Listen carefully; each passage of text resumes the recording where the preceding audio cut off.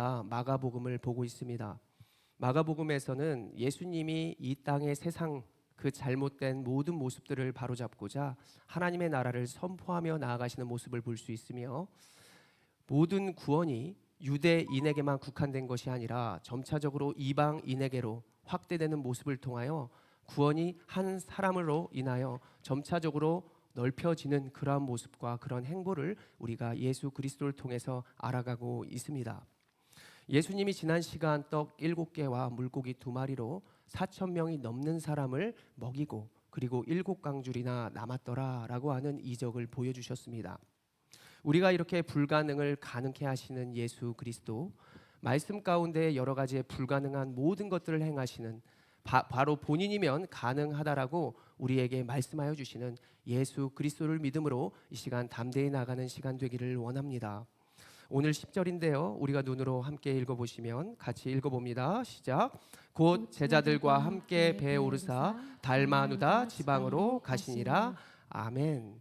달마누다는 마태복음을 보면 마가단이라고도 불리는 곳이었습니다. 이 마가단은 막달라 마리아라고 할 때에 막달라와 마가단은 동일한 말이다라고 학자들이 추측하고 있습니다. 왜냐하면 마가단을 아람어로 하면 망대라고 하는 뜻이고, 그리고 마가단이라고 그랬나요? 마가단을 아람어로 해도 망대, 막달라를 아람어로 해도 망대이기 때문입니다. 그래서 오늘 예수님은 그 망대라고 하는 뜻하는 곳, 그곳으로 나아가는 것이죠. 망대가 무엇입니까?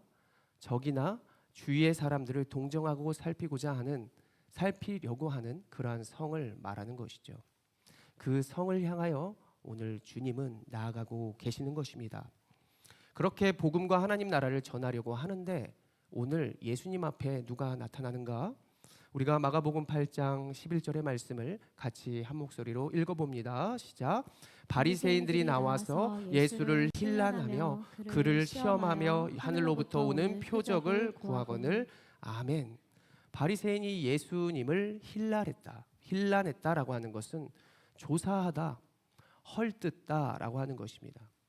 그런데 바리새인이 오늘 마가복음을 보면 혼자 나가서 예수님을 비난한다라고 볼 수도 있겠지만, 아까 우리가 함께 마가단이라고 하는 그 병행 본문을 보면, 마태복음을 보면 바리새인 말고도 함께 예수님을 비난하는 자들이 있었습니다. 마태복음 16장 1절의 말씀 읽겠습니다. 시작. 바리새인과 사두개인들이 와서 예수를 시험하여 하늘로부터 오는 표적 보이기를 청하니. 아멘.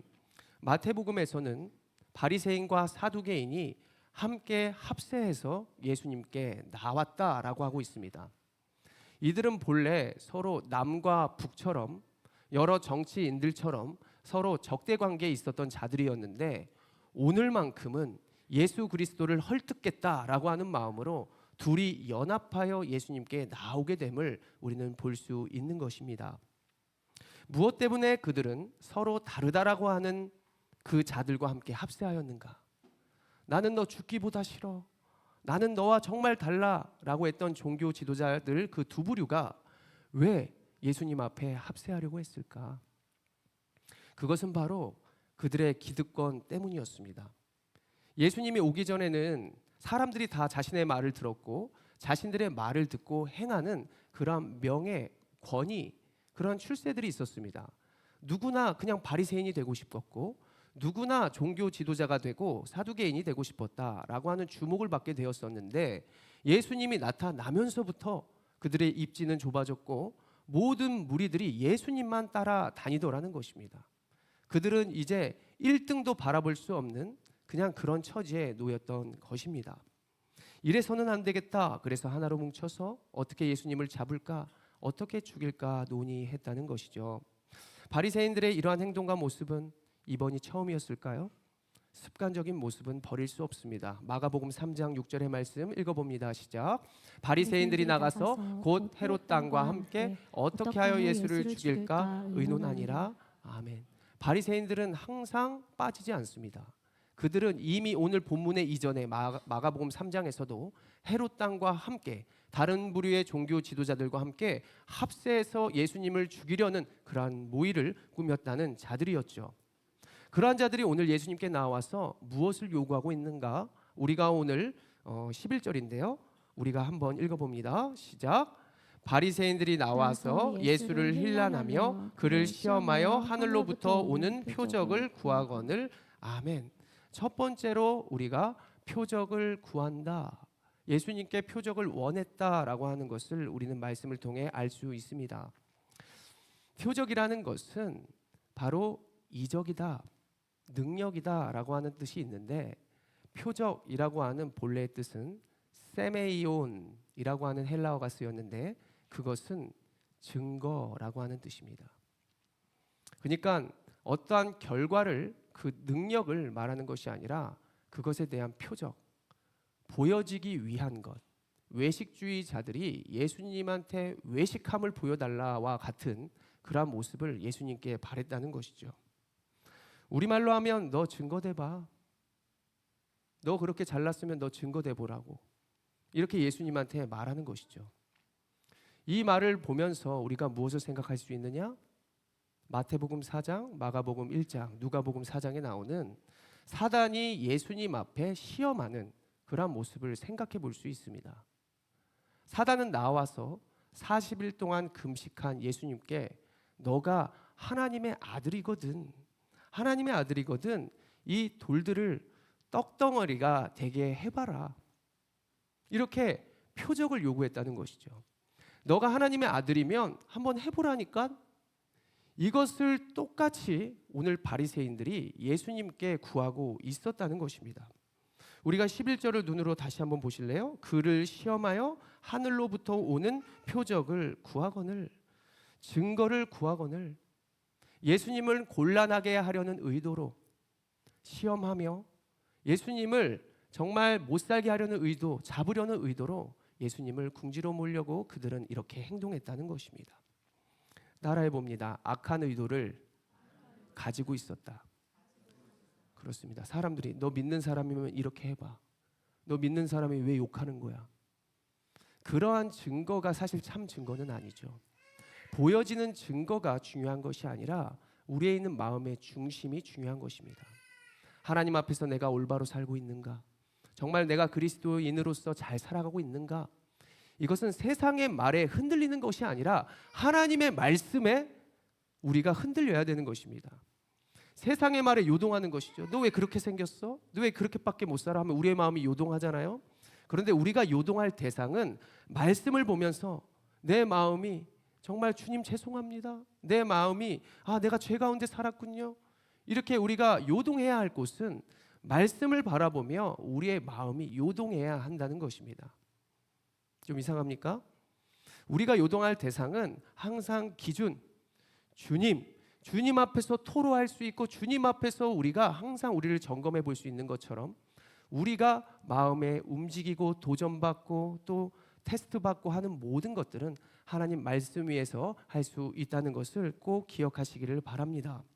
오늘 예수님은 하나님의 능력을 자신들을 위한 도구라고 삼으려고 하는 그들에게 대응하고 있는 것이죠. 어떻게 대응하십니까? 두 번째로 표적을 거부했다는 것입니다. 이들의 완악함을 보시고 어떻게 말씀하십니까? 마가복음 8장 12절의 말씀을 같이 한번 읽어봅니다. 시작. 마음속으로 깊이 탄식하시며 이르시되 어찌하여 이 세대가 표적을 구하느냐? 내가 진실로 너에게 이르노니 이 세대에 표적을 주지 아니하리라 하시고. 아멘.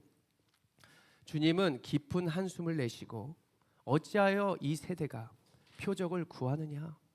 어찌하여 외식하느냐? 보여지는 것에 왜 이렇게 요동하느냐라고 물으십니다. 이렇게 말씀하신 것은 한번 율법, 그래 나도 율법으로 나아가 볼게. 눈에는 눈, 이에는 이. 표적 구해주세요. 싫어, 표적 안 보여줄 거야. 예수님이 율법으로 대응하시는 것입니다. 그러나 더 중요한 것은 예수님께서 그렇게 의도한 것은 예수님이 시험 때문이죠. 그들이 감히 하나님을 시험하려 했기 때문입니다. 공간복음서에서 사탄의 시험에 그 능력으로 대응하지 않은 것처럼 오늘 예수님은 그들의 시험에 놀아나지 않더라는 것이죠. 저는 오늘 이러한 예수님의 말씀을 보면서 예수님의 행동을 보면서 우리의 삶을 한번 돌아봤으면 좋겠습니다. 우리가 기도할 때 하나님 나에게 이것을 더하여 주십시오. 하나님 이 오른쪽 손가락이 너무 시리고 아픈데 한번 제 눈앞에서 고쳐 줘 보십시오.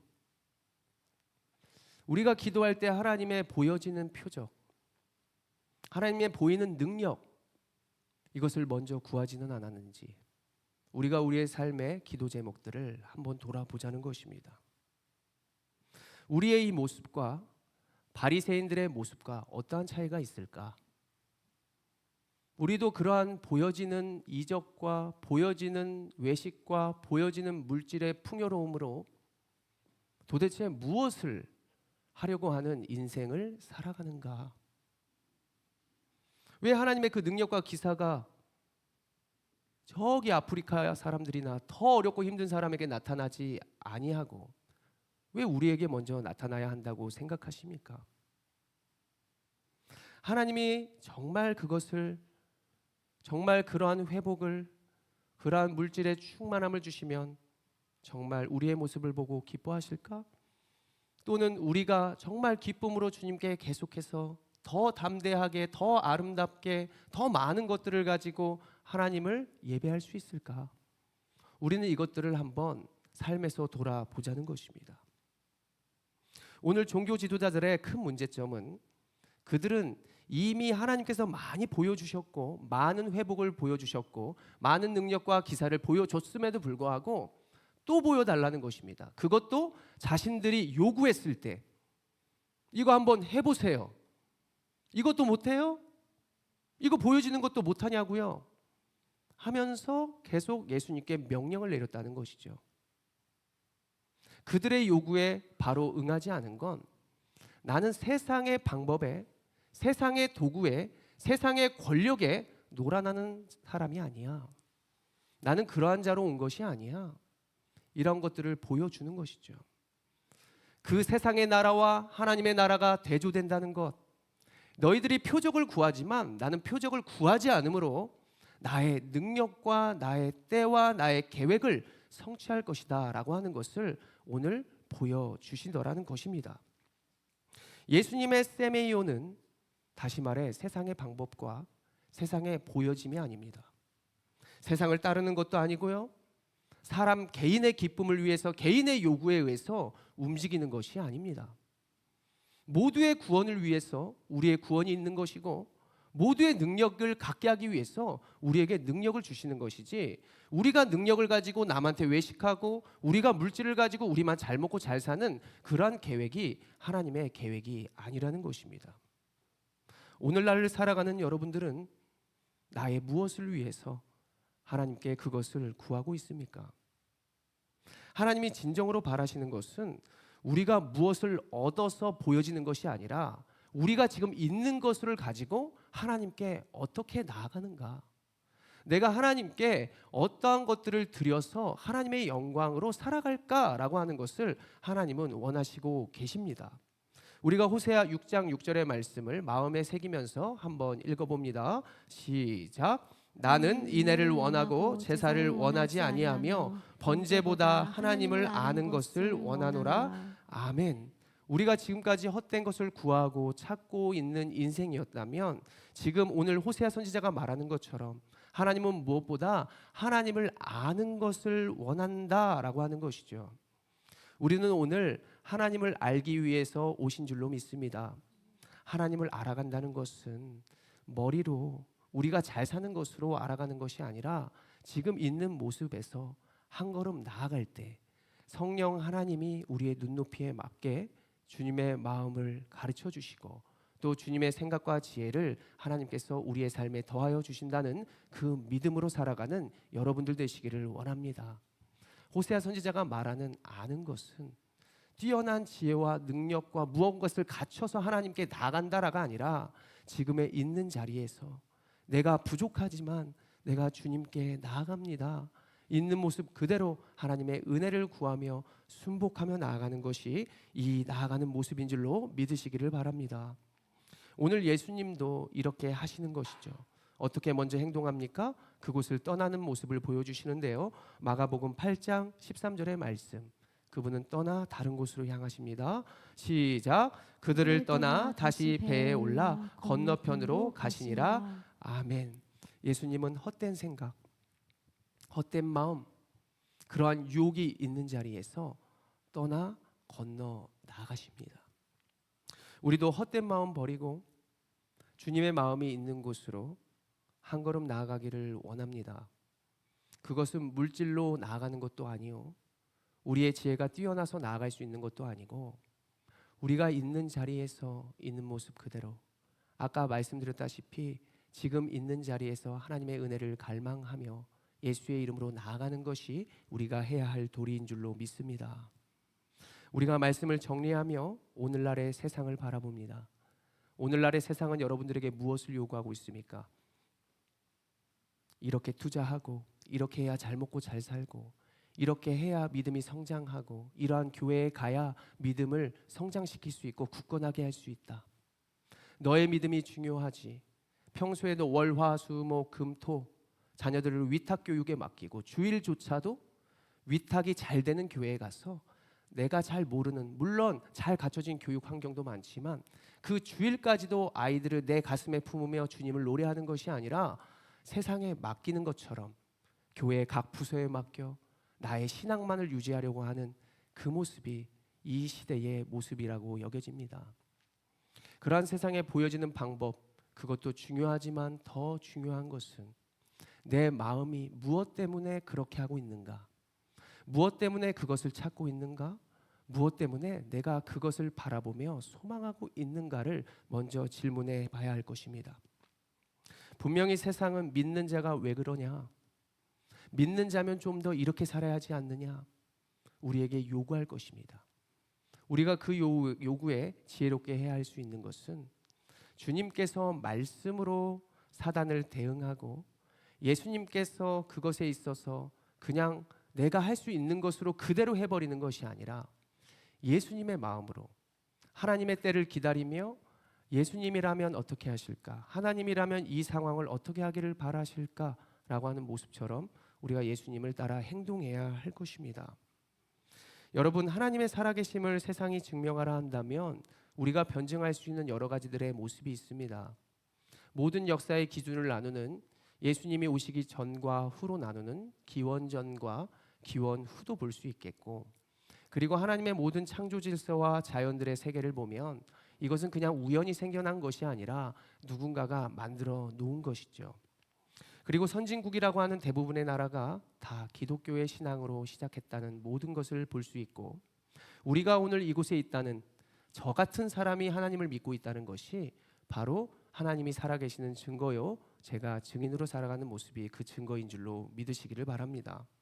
우리가 먼저 그 예수님의 사랑을 나타내고 그 증인된 삶을 나아가기 위해서는 갈라디아서 2장 20절의 말씀을 알아야 할 것입니다. 모두가 잘 외우고 있는 말씀인데요, 우리가 예수 그리스도의 십자가와 부활을 마음에 새기면서 같이 한번 읽어봅니다. 시작.